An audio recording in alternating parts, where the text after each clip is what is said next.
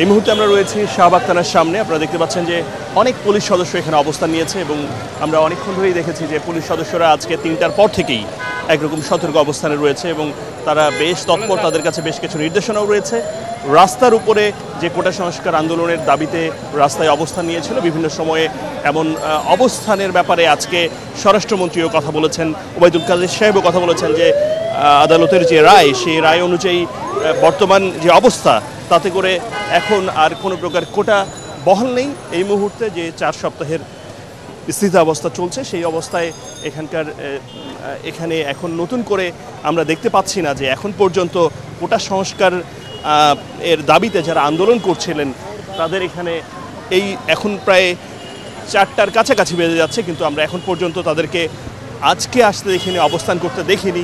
সেই বাস্তবতায় ধারণা করা যাচ্ছে যে শেষ পর্যন্ত কী হবে সেটা বলা যাচ্ছে না। তবে প্রত্যেক দিন তারা 3টা থেকে সড়কে অবস্থান করলেও আজকের পরিস্থিতি এখন পর্যন্ত ভিন্ন, যদিও একটু ঝিরিঝিরি বৃষ্টি হচ্ছে। এছাড়া আমরা যতটুকু খবর পেয়েছি ছাত্রলীগের পক্ষ থেকে তারা জড়ো হচ্ছে মধুর ক্যান্টিন রাজু ভাস্কর্যের এপাশটা থেকে একটা মিছিল করার কথা রয়েছে ছাত্রলীগের পক্ষ থেকে। সেটা শেষ পর্যন্ত কতটুকু কখন করবে তারা, এখন বৃষ্টির কারণে এখন অনেকটা সময় হয়ে গেছে, তারপরেও নির্ধারিত সময়ে মিছিল করতে দেখা যায়নি।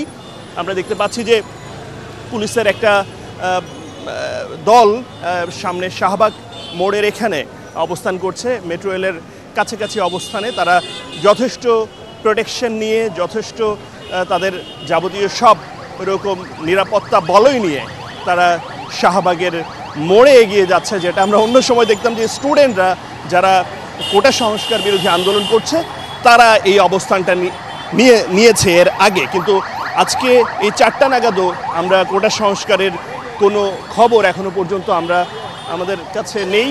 আমরা যতটুকু দেখছি তাতে করে কোটা সংস্কার আন্দোলনকারীদের চেয়েও এখানে পুলিশ প্রশাসনের তৎপরতা অনেক বেশি, অনেক জোরালো।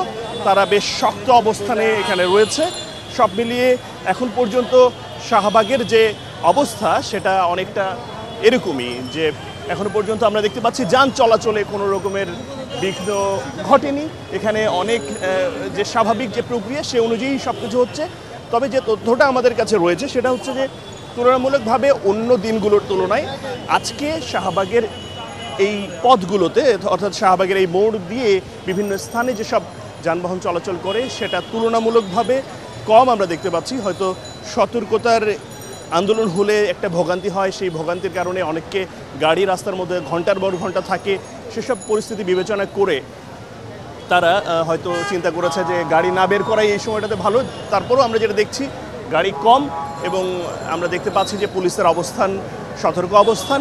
এর বাইরে গিয়ে আপনারা জানেন যে ওবায়দুল কাদের এবং স্বরাষ্ট্রমন্ত্রী সাহেবও কথা বলেছেন এই কোটা সংস্কার আন্দোলন নিয়ে।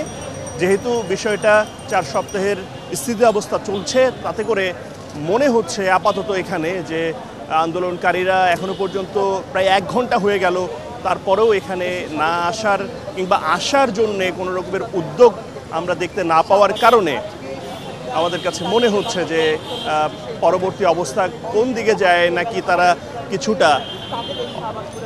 কিছুটা তাদের আন্দোলনকে 4 সপ্তাহের জন্য ধৈর্য ধরে, সেটাও এখন সময় বলে দিবে। আপাতত এ পর্যন্ত আমার কাছে এটাই ছিল সবশেষ।